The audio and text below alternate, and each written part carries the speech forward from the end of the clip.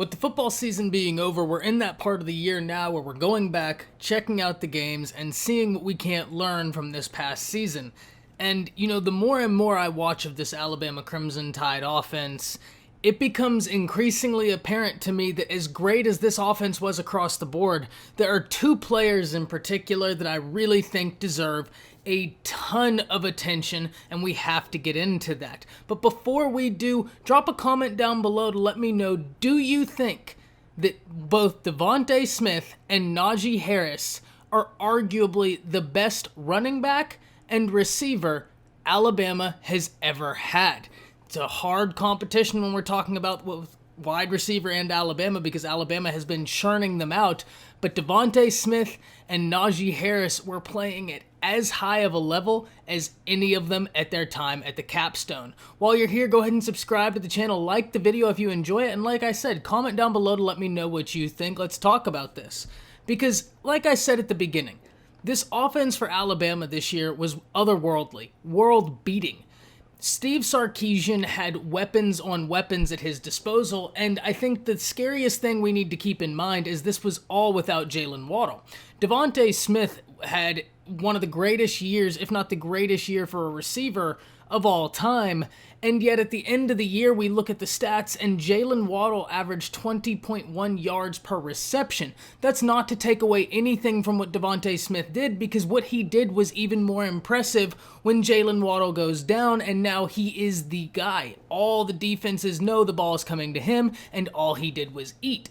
But that doesn't discount from the fact that Jalen Waddle is the most electric playmaker in the nation, in all of college football. It's why he will be a top 3 wide receiver taken even after his ankle injury. And so when I look at all the weapons this offense had, even considering Jalen Waddle in there, I'm brought back to two names. And two names that I think we really need to dissect, and videos will be coming on each of them. Don't worry, but as I was watching the games, I just wanted to pause and make this video because, first off, I want to start with Najee Harris. Najee Harris is one of the most intriguing running backs, if not personally to me, the most intriguing running back of the Saban era, and I'll tell you why. And when you look at Najee Harris, you think that he's going to be a power back, and he absolutely has that ability. But the thing about Najee that's so unique is for someone of his size, for someone of his stature, to have the balance that he has is absolutely incredible. Najee Harris has maybe the best balance of any running back in the nation, and it's why he's able to take carries that should go for no yards and turn them into something, because he's bouncing around like a bowling ball, and he's so elusive. The more I watch of Najee, I don't really think that there is a straight-up comparison for him to the NFL, even though I think it's very natural for us to look at a guy like Derrick Henry, another bruiser, but Najee and Derrick are very different. They both do things a little differently. Najee is much more finesse. Najee Harris will jump over you, he'll juke you, he'll spin you, and his moveset is unlimited. It's not usually the moveset of a guy that's 6'2", 235 pounds.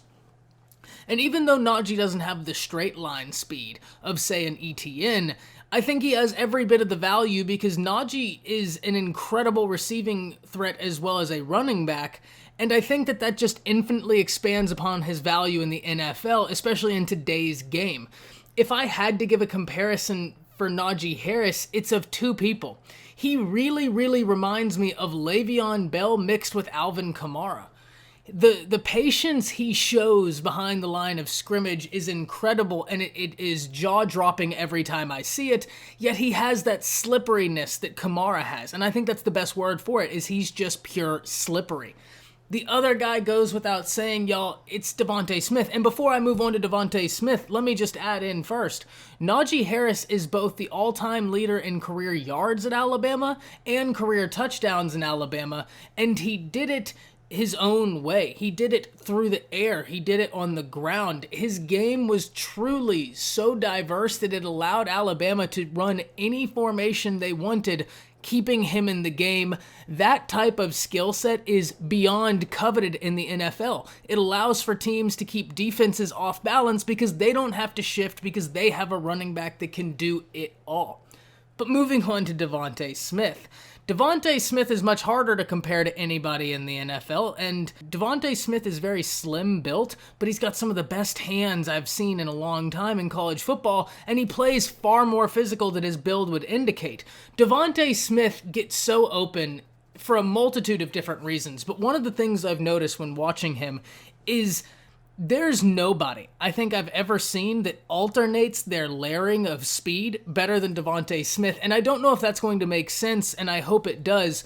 Comment down below if you get what I'm saying, but he goes from being in, let's say, second or third gear at the beginning of his route, then he'll go into fourth, back into third out of a break, and then he just rockets it into sixth gear, and he can alternate these speed transitions while he's doing any route better than anybody else.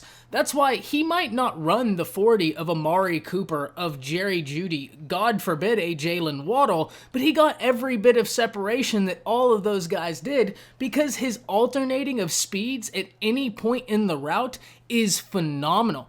That type of separation, it'll be more difficult in the NFL, but it will translate to the NFL because he always looks like he's not moving as fast as he is. If you watch when he got Derek Stingley is every bit as fast, if not faster, than Devonta Smith. He can't keep up with him because through the breaks in the route, no matter what route Devonta Smith is running, he's able to alternate his speed better, and it's able to keep the cornerbacks just so off balance, and it's really a thing of beauty to see what he does. With all that being said, y'all comment down below. I can't wait to hear what y'all think. Are Devonta Smith and Najee Harris the greatest players at their position at the capstone in its history? That's it. See ya.